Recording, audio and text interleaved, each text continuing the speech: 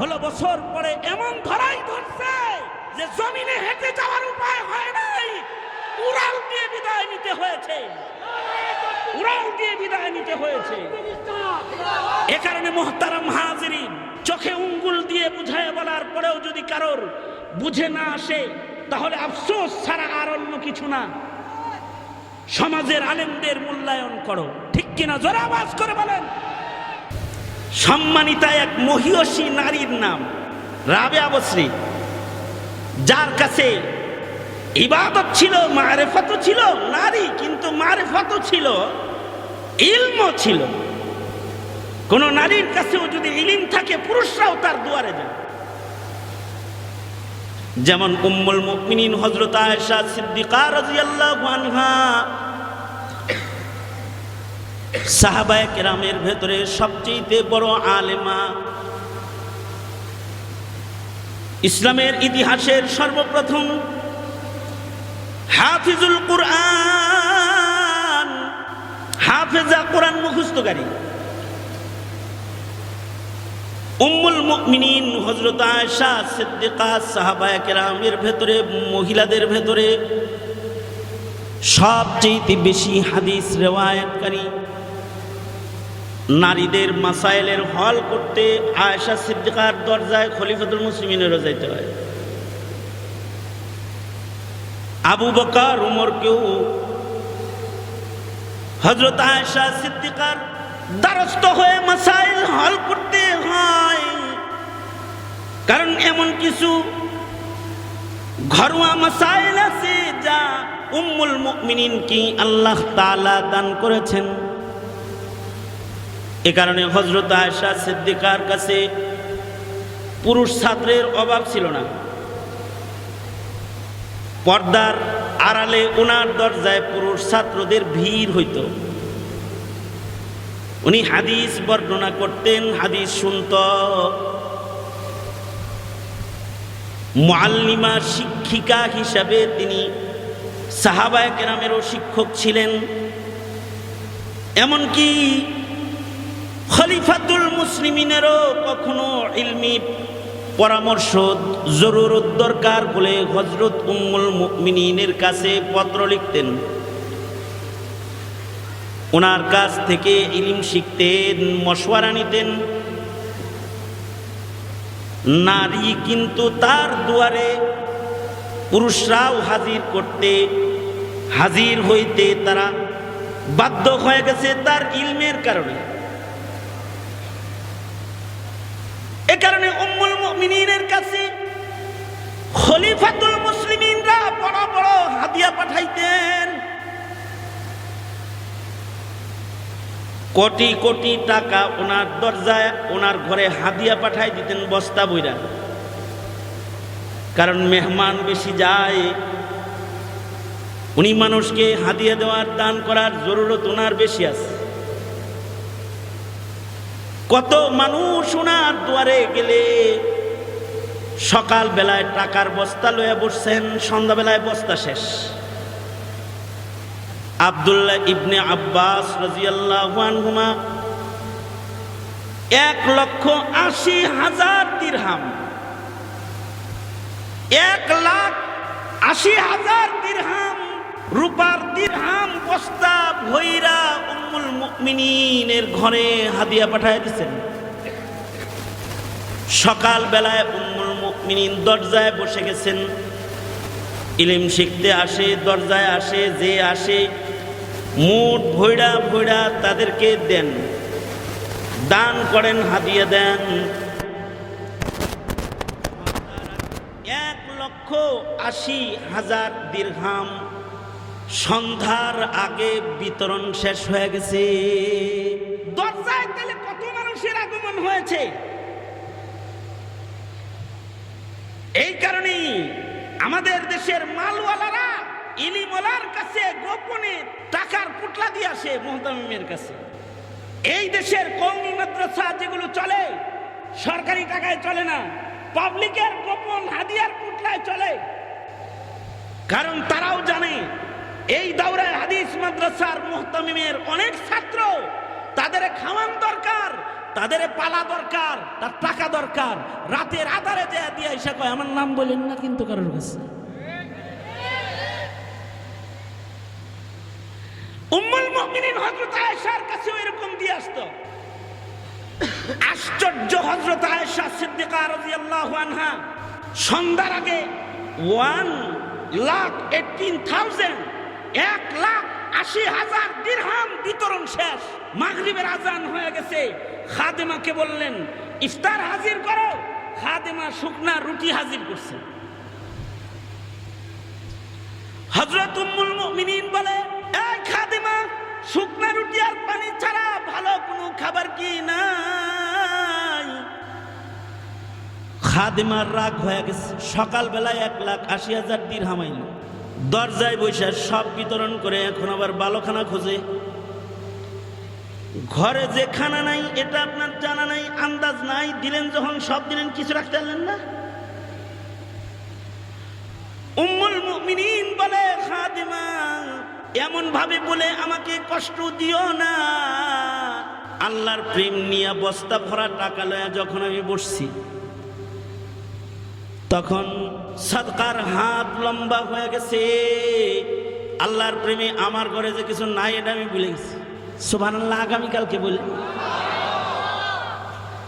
আমার ঘরে খাবার নাই, আল্লাহর প্রেম এটা আমাকে ভুলাইয়া দিয়েছে, আমার স্মরণ ছিল না। তুই কি স্মরণ করায় দিতে পারলি না?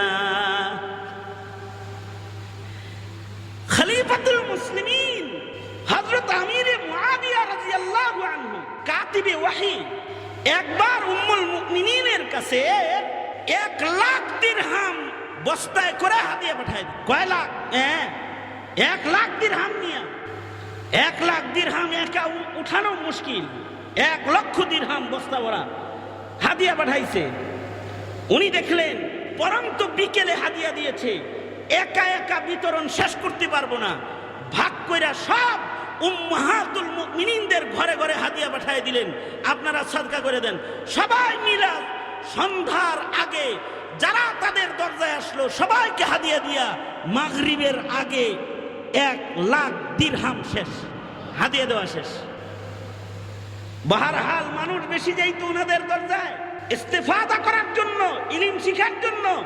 এ কারণে তাদের টাকা জরুরত হইত। এরকম রাবিয়া বসরির দরজায়ও পুরুষ যাইত। উনিও মানুষদের মেহমান নেওয়াজিও করতেন, আবার মাসাইলও বলতেন। এক তাগড়া যুবক গেছে দরজায়, যা বলতেছে, আম্মা জান রাবিয়া, কত সম্মান আপনার যে আপনার কাছে আইছি মাসালা জানতে, নসিহা আপনার কাছ থেকে নিতে, আপনার দুয়ারে দাঁড়াইছি আমি। কিন্তু আপনি তো সৃষ্টিগত ভাবে ঠকে গেছেন।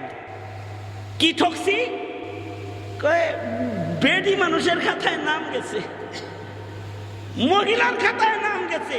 পুরুষ হইলে কিছুটা জিততেন, নারী হয়ে ঠকছেন। রাবেয়া বসরি বলে, পুরুষ হইলে জিততাম, নারী হয়ে ঠকছি। তুমি বুঝলা কেমনে? আমারে বুঝায় দাও। পুরুষ যে নারীর চাইতে দামি এটা তোমারে কে বলছে? অথবা নারী হয়ে আমি ঠকেছি, পুরুষ হয়ে তুমি জিতেছো, এটা কেমনে বুঝেছো? যুবক তার বুদ্ধিমত্তা দিয়ে তার বুদ্ধিমতো জবাব দেয়, মহিলার দাম হইল কোন দাম? তো পুরুষই আল্লাহ দিছে। দেখেন না, গোটা নারী জাতির ভিতরে একটা নবী নাই। কি নাই? গোটা মহিলা জাতির ভিতরে একটা নবী আল্লাহ পাঠায় নাই। পুরুষরা দামি দেখেই দামি চেয়ার গুলো আল্লাহ তাআলা নবীদের বেটে বেটে দিয়ে দিছে। কথা আগেই না বুঝা হযরত রাবিয়া বসরি বলে, কিন্তু দেখো নারীদেরকে আল্লাহ তাআলা এমন সম্মান দান করেছেন যে পৃথিবীর কোন নবী বাপ ছাড়া জন্ম হইলেও মায়ের পেট ছাড়া দুনিয়ার আলো বাতাস দেখে না। এবার তুমি বলো, নারীর সম্মান কি কমলো না বাড়লো? তাই নারীর ভিতরেও যদি ইলম পাওয়া যায়, কুল হাল ইয়াস্তাবিল্লাযীনা ইয়া'লামুন ওয়াল্লাযীনা লা ইয়া'লামুন। ওগো বন্ধু, আপনি আমার বান্দাদেরকে জানিয়ে দেন, যার কাছে ইলিম আছে আর যার কাছে ইলিম নাই, নর হোক নারী হোক। হাল ইয়াস্তাবিল্লাযীনা ইয়া'লামুন ওয়াল্লাযীনা লা ইয়া'লামুন, যার কাছে ইলিম আছে আর যার কাছে ইলিম নাই দুইজন সমান না। ইলমের দ্বারা মানুষের সম্মান। এ কারণে তলাবুল ইলমি ফারিদাতুন আলা কুল্লি মুসলিম, নর নারী সকলের উপরে ইলম শিক্ষা গ্রহণ করা ফরজ। নারীও ইলম শিখবে, নারী শিখাবেও। পুরুষ মুআল্লিম হবে, নারী মুআল্লিমা হবে। পুরুষ পুরুষদেরকে তালিম দিবে, নারী নারীকে তালিম দিবে। কিন্তু এখন আশ্চর্য জগৎ শুরু হয়েছে, পুরুষের কাছে কিছু ইলম থাকলেও নারীর কাছে নাই। নারী যার ইলিম আছে তার ভেতরে তহারাত বা শরীয়তের পাবন্দি নাই। পুরুষ সহশিক্ষার নামে নারীরও শিক্ষক পুরুষেরও শিক্ষক, পর্দার ফরজ ভুলে গেছে। নারীরাও কিছু আছে, শিক্ষিকা হইতে গিয়ে নারী শিক্ষিকার যে আদাব, সে আদবের সিংহাসন থেকে চলে গেছে। যদি কোনো নারী শিক্ষিকা হয়ে হযরত আয়েশা সিদ্দিকার মতো পর্দা করে শিক্ষিকা হয়, তাহলে এ শিক্ষিকার মর্যাদাও আল্লাহর কাছে বেড়ে যায়। হযরত আয়েশা সিদ্দিকা শিক্ষিকা ছিলেন, এইটারে অনেক সময় ম্যাডাম শিক্ষিকারা দলিল বানায়, তো আমরাও শিক্ষিকা। আরে হযরত আয়েশা শিক্ষিকা ছিলেন, আব্দুল্লাহ ইবনে উমর, ইবনে আব্বাস, ইবনে মাসউদের উস্তাদ ছিলেন, কিন্তু ওনারা উর্নিবিহীন বুরকাবিহীন বেহায়া শিক্ষিকা ছিলেন না। তারা বেহায়া শিক্ষিকা না, বা হায়া শিক্ষিকা। হযরত আয়েশা সিদ্দিকা পুরুষদেরকে শিক্ষা দিতেন, কিন্তু পুরুষদেরকে ভয় পাইতেন কিরকম, পুরুষদের সাথে ওনার পর্দার আচরণ কেমন ছিল, এটা বুঝার জন্য হযরত আয়েশার ছোট্ট একটি অবস্থান আপনাদের কাছে বর্ণনা করে যাই। হযরত আয়েশার শান, আয়েশা সিদ্দিকার শান, যে হযরত আয়েশা সিদ্দিকা রাদিয়াল্লাহু আনহার হুজরার ভেতরে সরওয়ারে দু আলম নবী শুয়ে আছেন। উম্মুল মুমিনিন ফখর করে বলতেন, আমার ঘরেই রাসূলের ইন্তেকাল, আমার রানের উপরে পয়গম্বরের ওয়াফাত, আমার মুখের থুথুওয়ালা মিসওয়াক দিয়ে নবীর মিসওয়াক, জীবনের শেষ মিসওয়াক, আমার ঘরে নবীজির দাফন, আমার ঘরেই আরামগাহ নবীজির, ইসরাফিলের বাঁশি পর্যন্ত আমার ঘর উম্মতের জিয়ারতগাহ, কিয়ামত পর্যন্ত নবীর আশিকরা নবীকে সালাম দিতে আমার দরজায় আসবে। আল্লাহর রাসূল সাল্লাল্লাহু আলাইহি ওয়াসাল্লাম হুজরায়ে আয়েশা ইন্তেকাল করেছেন, আর হুজরায়ে আয়েশায় হযরত নবী আলাইহিস সালাতু ওয়াস সালামের জিসমে আতহারটাকে রাখা হয়েছে। হযরত আয়েশা সিদ্দিকার ঘরের এই মাটিটা, যেই মাটির ভেতরে নবীজির জিসমে আতহার শুয়ে আছে, এই মাটিটার দাম আল্লাহর কাছে আল্লাহর আরশের চাইতেও অনেক বেশি দামি। কারণ মাখলুক হিসেবে নবীর চাইতে দামি মাখলুক নাই, মাখলুক হিসেবে আরশের চাইতেও নবীর দাম বেশি। আর নবী আলাইহিস সালাতু ওয়াস সালামের সাথে মাটি লেগে আছে, দামি মাখলুকের সাথে লেগে থাকা দামি মাটিটার দামও বেশি।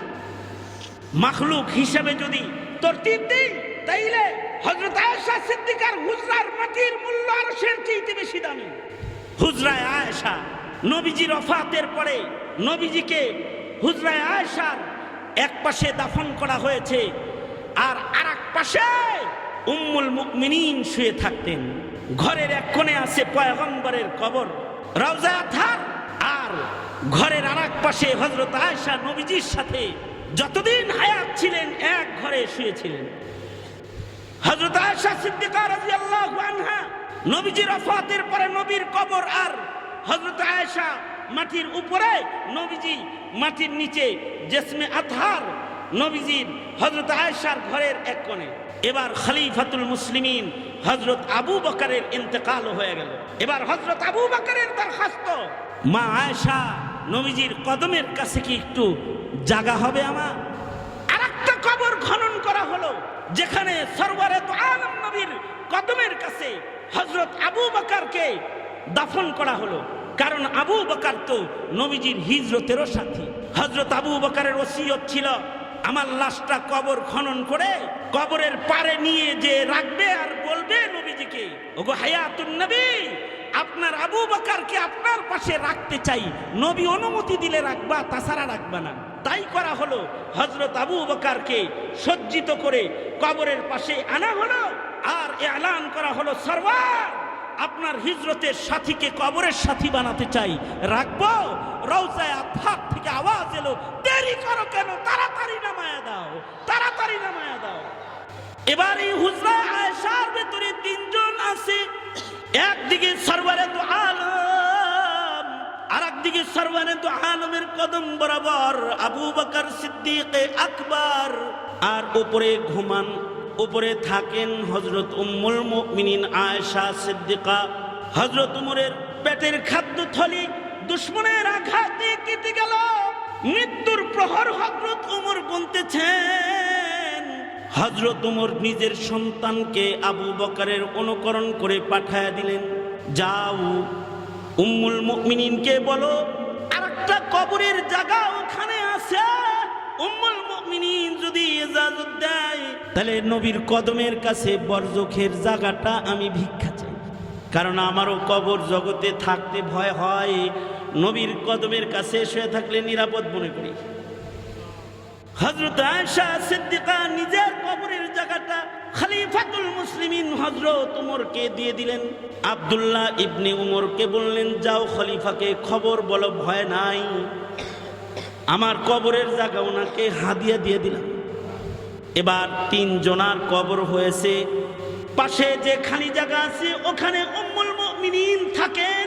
উমরের দাফন কমপ্লিট হয়ে গেলে উম্মুল মুমিনিন হযরত আয়েশা বলে, এই তিনটা কবর এখন এই পাশে আমার থাকার জায়গা, এতদিন পর্যন্ত কোনো পর্দা লাগে নাই, কারণ স্বামীর সাথে বিবির পর্দা নাই। বলবেন মরার পরে কে স্বামী থাকে? হ্যাঁ, নবীদের বিবিরা মৃত্যুর পরেও তাদের বিবি থাকে, কারণ সকল নবীরা কবরে জিন্দা। এ কারণে সাধারণ মানুষ মরে গেলে তার বিবির অন্যত্র বিবাহ হয়, কিন্তু কোন নবীর বিবির বিবাহ নাই, কারণ নবীরা কবরে হাই, নবীর মিরাজ নাই, বন্টন নাই। মরা মানুষের মিরাজ বন্টন হয়, নবীর মিরাজ বন্টন নাই। মরা মানুষের দেহ মাটি খায়, নবীদের দেহ অক্ষত, মাটি ছয় না। নবী হাই, নবীদের বিবি, অন্যত্র বিবাহ নাই। মৃত্যুর পরেও নবীরা স্বামী, নবীজি স্বামী। উম্মুল মুমিনিন আয়েশা সিদ্দিকা স্ত্রী, ঘরের ভেতরে আছেন স্বামী, পর্দা নাই। ঘরের ভেতরে আছেন আমার বাবা আবু বকর, বাবার সাথে মেয়ের পর্দা নাই। কিন্তু আজকে উমরকে শোয়া দিয়েছ, এবার আর শহীদ উমরের পাশে পর্দা ছাড়া থাকার উপায় নাই। এবার কবর আর আমার বিশ্রামের বসবাসের জায়গা বরাবর মোটা পর্দা টানায় দাও। সাহাবীরা বলে, কবরের মানুষের সাথেও কি পর্দা করতে হয়? হযরত আয়েশা সিদ্দিকা বলে, উমরের পাশে পর্দা ছাড়া এখানে থাকতে আমি আয়েশার লজ্জা হয়। আল্লাহু আকবার জোরে করে বলেন। মরা মানুষের সাথেও পর্দা, কবরের মানুষের সাথেও যিনি পর্দা করেন, তাহলে তিনি জীবিত মানুষের সাথে পর্দাটা কেমন করতেন? উর্নিবিহীন বেহায়া নারীর জিন্দেগি কোন মুসলিম সম্মানী নারীর জিন্দেগি হতে পারে না, পারে না। আমি যেটা বলতে চাই সেটা হলো, এই আয়েশা সিদ্দিকার সম্মান ছিল হাজারো লাখো পুরুষের উপরে। কারণ কি? সৃষ্টিগত মানুষ হিসাবে কারণ না, কারণ হলো হযরত আয়েশা সিদ্দিকার ইলম, অর্জিত ইলম ওনার সম্মানের কারণ। খিয়ারুহুম ফিল ইসলাম ইদা ফাকিহু, ফাকাহাত কারোর এসে গেলে, শরীয়তের জ্ঞানের গভীরতা কারোর ভেতরে এসে গেলে, সে নারী হলেও তার সম্মান বেড়ে যায়। এ কারণে বলবো, ডক্টর বানাও, ইঞ্জিনিয়ার বানাও, অ্যাডভোকেট বানাও, ভাই তুমি তোমার সন্তানকে কিন্তু ইলম শিখাও। তুমি তোমার কন্যাকে দুনিয়ার জ্ঞান শিখাও, এটার জরুরত আছে। কিন্তু ইলমে দিন বাদ দিয়ে মূর্খতার চাদরে পেঁচায় না, তাকে ইলম শিখাও। কারণ ইলমের দ্বারাই মানুষের সম্মান। কিয়ামত পর্যন্ত যার কাছে ইলম থাকবে তার একটা সম্মান আলাদা। ফজলুল আলিমি আলাল আবিদি কা ফজলি আলা আদনাকুম। আল্লাহর রাসূল সাল্লাল্লাহু আলাইহি ওয়াসাল্লাম বলেন, নবীজি বলেন, সাধারণ মানুষের মধ্যে একজন জ্ঞানী আলেম আলেমার সম্মান কেমন জানো? আমি নবীর সম্মান সাহাবীদের ভেতরে যেমন, আলেমের সম্মান সাধারণের ভেতরে তেমন। নবীদেরকে বেইজ্জত করলে যেমন আল্লাহ তাআলা ওই জালেমকে ছাড়ে না, আলেমকে বেইজ্জত করলেও আল্লাহ তাআলা ছাড়ে না। 16 বছর পরে এমন ধরাই ধরছে যে জমিনে হেঁটে যাওয়ার উপায় হয় নাই, উড়াল দিয়ে বিদায় নিতে হয়েছে, উড়াল দিয়ে বিদায় নিতে হয়েছে। এ কারণে মুহতারাম হাজিরিন, চোখে উঙ্গুল দিয়ে বুঝায় বলার পরেও যদি কারোর বুঝে না আসে, তাহলে আফসোস ছাড়া আর অন্য কিছু না। সমাজের আলেমদের মূল্যায়ন করো, ঠিক কিনা? জোরে আওয়াজ করে বলেন। এই আল খিদমা উলামা পরিষদ, আলেমদের কাফেলা, এরা জাতির সংস্কারে ভূমিকা রাখনেওয়ালা রাহবারে বারহাক, তাদের মূল্যায়ন করো। তারা তোমাদের জায়েজ না জায়েজ, হালাল হারাম তোমাদের সামনে তুলে দিলে সেটাকে গ্রহণ করো, তাদের সাদারাতকে গ্রহণ করো। তাদেরকে নিয়ন্ত্রণ করার জন্য আইন না, তাদের কাছে শরীয়তের যে আইন আছে সেটার দ্বারাই সমাজ, ব্যক্তি, রাষ্ট্রকে নিয়ন্ত্রণ করো, শান্তি প্রতিষ্ঠা পাবে, ঠিক কিনা? জোরে আওয়াজ করে বলেন। সঙ্গত কারণে আমার যুব শক্তি, আমার ছাত্র জনতা, তোমাদের রক্তের অনেক মূল্য, যে তোমাদের রক্তের বিনিময়ে দেশ বারবার স্বাধীন হয়েছে, তোমাদের রক্তের বিনিময়ে কিয়ামত পর্যন্ত নওজওয়ানদের ভূমিকায় আল্লাহর জমিনে আল্লাহর দ্বীন আল্লাহ তাআলা কায়েম করবে। কিন্তু তোমরা তোমাদের এই রক্তের সম্মান রক্ষার পাশাপাশি আখিরাতের সম্মান রক্ষা করতে আলেমদের কিয়াদতকে গ্রহণ করো। তৈয়ার আছেন তো ইনশাআল্লাহ? আমি আপনাদেরকে খুশখবর শোনাই, আমার পরে আজকে এমন এমন মুরব্বীরা এখানে বয়ান করবেন যাদের কাছে এই পরিমাণে ইলম আছে, আমি খালিদ সাইফুল্লাহ তাদের ছাত্র হওয়ারও যোগ্য না। শেখুল হাদিস বিশিষ্ট মুহাদ্দিস ফরিদউদ্দিন আল মুবারক দামাত বারকাতুহুম, আল্লামা জুনায়েদ আল হাবিব দামাত বারকাতুহুম, এরা তো সাগর মহাসাগর। তাদের সম্মান তাদের ইলমের কারণে, আমি তাদের ছাত্র হওয়ারও যোগ্য না তাদের ইলমের সঙ্গত কারণেই আলেমদের ইজ্জত করি। আপনাদের এলাকার মুরব্বী, আমার অত্যন্ত শ্রদ্ধাভাজন বড় ভাই মুফতি আব্দুর রহিম কাসেমি বাগানের এক জীবন্ত ফুল, আজকের মজলিসের সভাপতি তথা এই মজলিসে উপস্থিত হযরত উলামায়ে কেরাম, এরা সম্মানী। আমি দোয়া করি আপনাদের জন্য, আপনাদেরকে আল্লাহ তাআলা আলেমদের সম্মান বুঝার ও ইলমের কদর করার তৌফিক দান করুন। এ কারণে মসজিদ মাদ্রাসায় গিয়ে হকদারি না, ক্ষমতার পরিবর্তন হয়েছে, এবার আওয়ামী ক্যাডাররা বিদায় নিয়েছে, মসজিদ মাদ্রাসায় বিএনপি ক্যাডারদের আগমন ঘটে যাক, এরকম কি না? এইরকম না হয়ে তাদের ইজ্জত কদরকে প্রতিষ্ঠা করা চাই। সুতরাং আমি আমার মুরব্বী, আমি ছোট্টবেলায় যার বয়ান সামনে বসে শুনেছি, আল্লামা ফরিদউদ্দিন আল মুবারক দামাত বারকাতুহু, এই মুরব্বীর কাছে, এই বিজ্ঞ আলেমের কাছে আপনাদেরকে আমানত দিয়ে, আর আপনাদেরকে এই বিজ্ঞ আলেমের ছাত্রর মর্যাদায় বসায় দিয়ে আমি আমার সংক্ষিপ্ত কথা এখানেই শেষ করলাম। যা কিছু বলেছি, যা কিছু শুনেছেন, এর থেকে আল্লাহ তাআলা শিক্ষা গ্রহণ করার তৌফিক দান করেন। তবে একটা বিষয় মাথায় রাখবেন, ইলমের পরেই কিন্তু শহীদের সম্মান। জমিনে কখনো শাহাদাতের দস্তরখান রেডি হলে দেরি করতে নাই। জাতির সংকটে যখনই কোনো ডাক আসবে, যখন তোমাদেরকে আহ্বান করা হবে, এই ছাত্র জনতা, নওজওয়ান কাফেলা রক্তের মূল্য দিয়ে রাজপথে দাঁড়ায় যাবে ইনশাআল্লাহ। আল্লাহ তাআলা তৌফিক দান করুন। এই আহ্বান রেখেই হায়াত বাকি, মুলাকাত বাকি, মুলাকাত বাকি, নসিহত বাকি। জমে বসে জায়গায় বসে থাকবেন, আলোচনা চলবে। আল্লাহ তাআলা আমাদেরকে আমল করার তৌফিক দেখ। আসসালামু আলাইকুম ওয়া রাহমাতুল্লাহি ওয়া বারাকাতুহু।